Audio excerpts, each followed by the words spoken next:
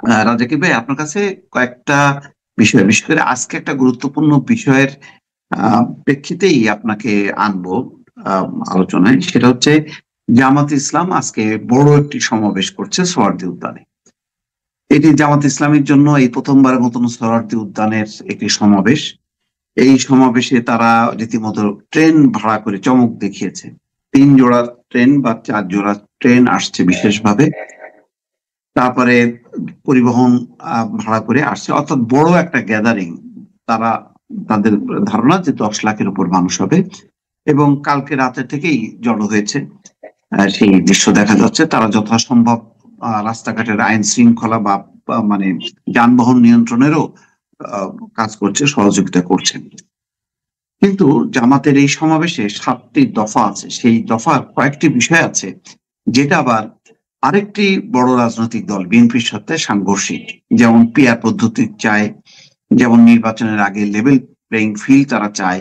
এই 7 দফা দাবি পূরণ সাপেক্ষে তারা নির্বাচন চায়। আপনি কি মনে করেন যে জামাত ইসলাম, যদি ধরি দ্বিতীয় বৃহত্তম রাজনৈতিক দল, তো তারাও তো একটা ফ্যাক্টর, আবার বিএনপি তারাও একটা বড় ফ্যাক্টর, তাহলে কি সামনের রাজনীতিতে এসব ইস্যু নিয়ে একটা সংঘাতময় পরিস্থিতি আপনি আহ মনে করছেন বা শঙ্কা করছেন? ধন্যবাদ ফিরোজ ভাই আপনাকে। আপনি যে বিষয়টা উপস্থাপন করলেন তার আলোকে যদি শুরু করি এইভাবে, যে একটা বিষয় খুবই পরিষ্কার, বিগত 53 বছরের রাজনীতি বলতে পারবো না, কারণ আমাদের বয়স তো আর রাজনীতি বোঝার বয়স হয় নাই, কিন্তু যে যা থেকে বুঝি, যদি আমি জিয়াউর রহমান সাহেবের সামরিক শাসন থেকেও যদি ধরি এ পর্যন্ত, আমার কাছে মনে হইতেছে জামাত এখন বাংলাদেশে বর্তমানে জামাতের জীবনে সবচেয়ে বেশি চাঙ্গা হয়েছে দল হিসাবে। তাদের জন্য আমি বলছি না অন্য সব দলের চেয়েও বেশি, বাট তারা একটা বেশ উৎফুল্ল।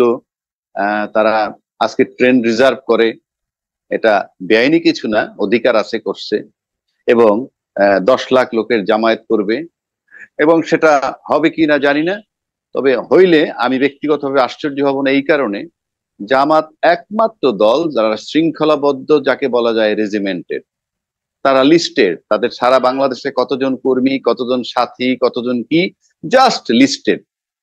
এবং সেই মোতাবেক যদি বলে যে 10 লাখ লোকের গ্যাদারিং, তাতে সারপ্রাইজিং কিছু না, যেহেতু রেজিমেন্টেড। আর অন্যান্য দলের বেলায় এটাকে বিরাট ব্যাপক প্রচার করতে হয়, প্রচারণা করতে হয়, টোকাইয়ে আনতে হয়, বিরিয়ানি খাওয়া হইতে হয়, ইত্যাদি ইত্যাদি বহু কিছু আছে।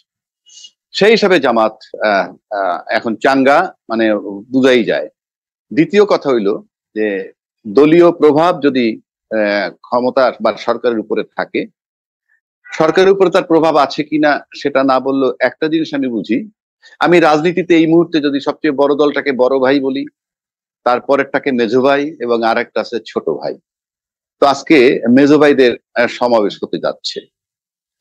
এখন এই যে মেজো ভাইরা কিছু বিষয় নিয়ে উত্থাপন করছে আপনার সংস্কার ইয়েতে, বা নাগরিক মানে ঐক্য পরিষদ, ঐক্যমত্যের যে পরিষদ, সেখানে তারা কতগুলা বেসিক জিনিসে হাত দিয়েছে। যেমন স্থানীয় নির্বাচনটা তারা আগে চায়, পিআর পদ্ধতির নির্বাচন চায়, তারপরে ক্ষমতার ভারসাম্য, রাষ্ট্রপতি প্রধানমন্ত্রী, সেটা বিএনপিও হয়তো চায়। কিন্তু এই দুইটা ভাইটাল জায়গা খুবই মারাত্মক বাংলাদেশের জন্য।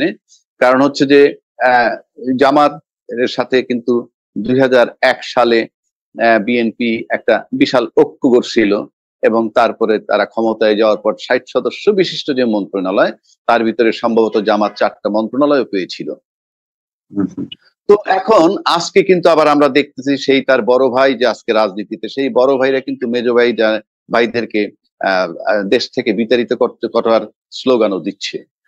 তা এটা কি এরকম মনে হয় যে ভাই ভাইয়ের বিরোধ যে কোনো সময় হতে পারে, ভাই ভাইয়ের মিল যে কোনো সময় হতে পারে, কিন্তু যার ভিতর থেকে আজকে বড় ভাইরা ছোট ভাইদেরকে যে ব্লেমটা দিচ্ছে, ইভেন রাজাকার হিসেবে আখ্যায়িত করে তারা করুক, সেটা নিয়ে আমার কোনো মাথা ব্যথা নাই। কিন্তু 2001 সালে এদেরকে নিয়েই তো সরকার গঠন করা হয়েছিল।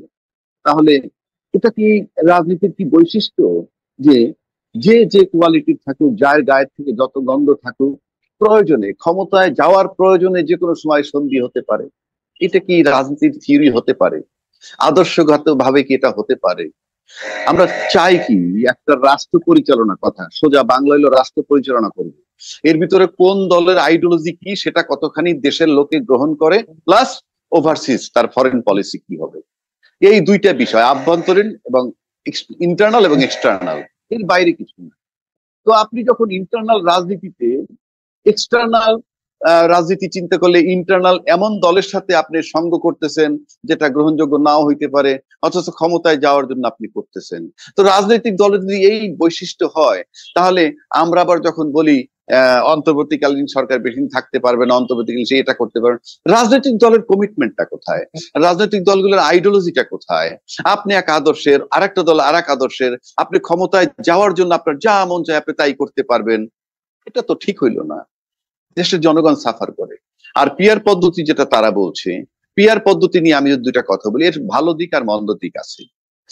বাংলাদেশের রাজনীতিতে অতীতে কোনো শক্ত বিরোধী দল ছিল না। আপনি যদি গণতন্ত্রে বিশ্বাসী হন, তাহলে কিন্তু আপনাকে পিয়ার পদ্ধতিতে যেতে হবে। পিয়ার পদ্ধতিতে গেলেই আপনি মনে করেন একটা শক্ত বিরোধী দল পেতে পারেন।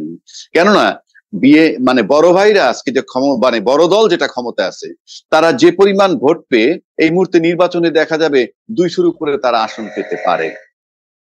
কিন্তু মেজ ভাইরা বহু জায়গায় দেখা যাবে মাত্র 20,000 15,000 ভোটে অন্তত 20টা 30টা 40টা জায়গায় তারা ব্যর্থ হবে। সারা বাংলাদেশে হয়তো মেজ ভাইরা 3 4 5টা সিট পেতে পারে তাদের অনেক ভোট পাওয়ার পরেও। অনেক ভোট বলতে আমি যদি তাদের সর্বোচ্চ সমস্ত ইসলামী দলগুলার ভোট একসাথে 10%ও ধরি, তাহলে 12 কোটি ভোটের মধ্যে যদি অর্ধেক কাস্ট হয় 50%, তাহলে 6 কোটি ভোটের মধ্যে তারা যদি 10%ও পায় ফর এক্সাম্পল, তাইলে তাদের ভোট আসে কত? বা আরো একটু কমায় যদি 12 কোটি ভোটে ধরেন 12 10 120 কোটি ভোট, বা 1 কোটি ভোট তারা পাবে। 1 কোটি ভোট পাইলে প্রতি সিটে যদি 2 লাখ ভোটে একটা সিট হয়, তাতে 50টা সিট পাবে। আর বিএনপি মিনিমাম 3 কোটি 3.5 কোটি ভোট পাবে কমপক্ষে, যদি 5 কোটিও 6 কোটি কালেকশন হয়। 3 কোটি 3.5 কোটি ভোটে আপনি যদি 2 লাখ একটা সিট হয়, তাহলে 160-70টা সিট পায়। এই পিয়ার পদ্ধতিতে যেটা হয়, সেক্ষেত্রে শক্ত বিরোধী দল হতে পারে। আমি বলছি না পিয়ার পদ্ধতির সাপোর্টার, আমি অ্যানালাইসিস দিচ্ছি। পিয়ার পদ্ধতিতে এটা হতে পারে। 1 2 পিয়ার পদ্ধতির আরেকটা সুবিধা হলেই, যে ব্যক্তি ভোট দিচ্ছেন তিনি জানতেছেন তার ভোটের ভিত্তিতে কেউ না কেউ প্রতিনিধি হয়ে ঢুকবে তো সংসদে। ভোটের ভিত্তিতে অনেকে একটা মিসলিড করে, ভোট দিব কলিমুদ্দিনে, সংসদে যাবে Salimuddi. It is absolutely false, absolutely মিথ্যা কথা। তারা জানেই না পিয়ার পদ্ধতির সিস্টেমই হইল প্রতিটা দল 1 থেকে সিরিয়াল 300 পর্যন্ত তাদের এমপি যাদেরকে নির্বাচিত করতে চায় তাদের তালিকা নির্বাচন কমিশনে জমা দিবে। আর পিয়ার পদ্ধতিতে ভোটটা হবে দলের মার্কায়।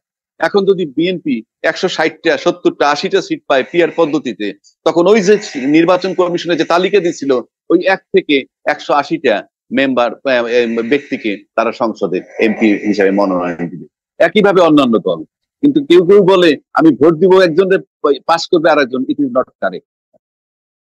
এখন আসেন এই 1 নম্বর মেরিটস হইলো শক্ত বিরোধী দল পাবেন। 2 ভোটটা বিফলে যাচ্ছে না, এটা হলো মেরিটস। আর ডিমেরিটস হইলো আপনি দুর্বল সরকার পাবেন। দুর্বল সরকার মানে আপনি কথায় কথায় ওয়াকআউট, কথায় কথায় মানে গভর্নমেন্টের উপরে খুব টর্চার হবে। গভর্নমেন্ট সবসময় নড়ে বড়ে থাকবে, যে কোনো সময় ইউনাইটেড হয়ে একটা গভর্নমেন্টকে ফেলে দিতে পারে। এগুলো আমি মেরিটস আর ডিমেরিটস বললাম। এবার আসেন স্থানীয় নির্বাচন। স্থানীয় নির্বাচন যদি বলেন আগে আর পরে, আগের তফাৎ কি আর পরের তফাৎ কি? যদি স্থানীয় নির্বাচন আগে হয়ে যায়, তাহলে কি হয়? কেউ জানে না দলীয় এমপি কে হবে, এবং স্থানীয় নির্বাচনে একাধিক ব্যক্তির থেকে একটা দলের কেউ না কেউ ইউনিয়ন চেয়ারম্যান হবে।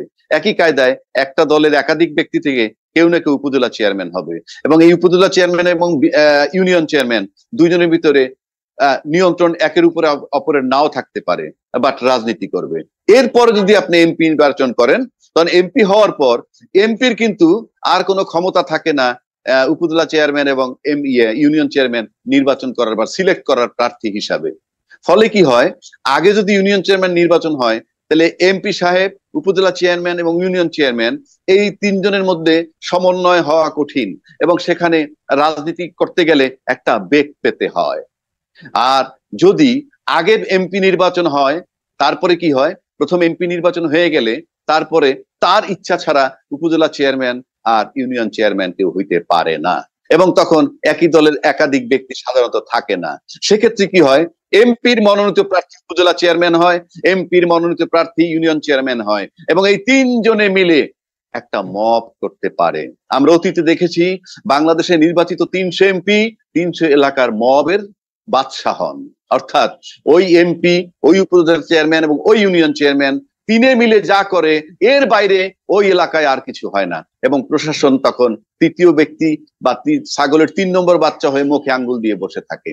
সুতরাং যদি এই দেশে আপনি মব দূর করতে চান, রাজনৈতিক মব যদি দূর করতে চান, তাহলে সেক্ষেত্রে আপনাকে অবশ্যই ইউনিয়ন চেয়ারম্যান নির্বাচন, উপজেলা চেয়ারম্যান নির্বাচন আগে করতে হবে, তারপরে আপনি এমপি নির্বাচন করবেন। আর যদি মনে করেন যে না, রাজনৈতিক মব বজায় রাখবেন, আমরা বিগত নির্বাচনগুলোয় দেখেছি এমপির বাইরে কেউ যাইতে পারে না। এমপির কাজ হলো পার্লামেন্টে শুধু আইন প্রণয়ন করা, অথচ এমপি বাংলাদেশের সুপারিনটেন্ডেন্ট ইঞ্জিনিয়ার রে, চিফ ইঞ্জিনিয়ারের ডাইকে ধমকায়, নানান অফিসে যায়, কাজ বাগায়, এইটা করে সেইটা করে, উপজেলার ডেভেলপমেন্ট ওয়ার্ক সেটা এমপির নিয়ন্ত্রণে থাকে, অথচ তার কাজ কিন্তু শুধুই আইন প্রণয়ন করা। এবং এমপিদেরকে যদি এটার ভিতরে আপনি সীমাবদ্ধ রাখতে পারেন যে আইন প্রণয়ন করা ছাড়া কোনো কাজে তারা শরিক হইতে পারবে না, স্টেপ নিতে পারবে না, অর্থনৈতিক কোন ডেভেলপমেন্টের কাজ যেতে পারবে না, আপনি নিশ্চিত করেন, আইন করেন, আপনি দেখবেন এমপির জন্য প্রার্থী খুঁজে পাবেন না। আর যে সমস্ত এমপির এরকম লোভ থাকে ক্ষমতায় থেকে কাজ আদায় করবে, বিরাট বিরাট মেগা প্রজেক্ট থেকে শেয়ার নেবে, কাজ করবে, তাহলে আল্লাহর ওয়াস্তে you are just disqualified to be the member of parliament. আপনি উপজেলা চেয়ারম্যান হন, আপনি ইউনিয়ন চেয়ারম্যান হন, ওখানে ওই এলজিআরডির সাথে আপনারা কাজ করবেন যেটার জন্য আপনার যেটা যোগ্য।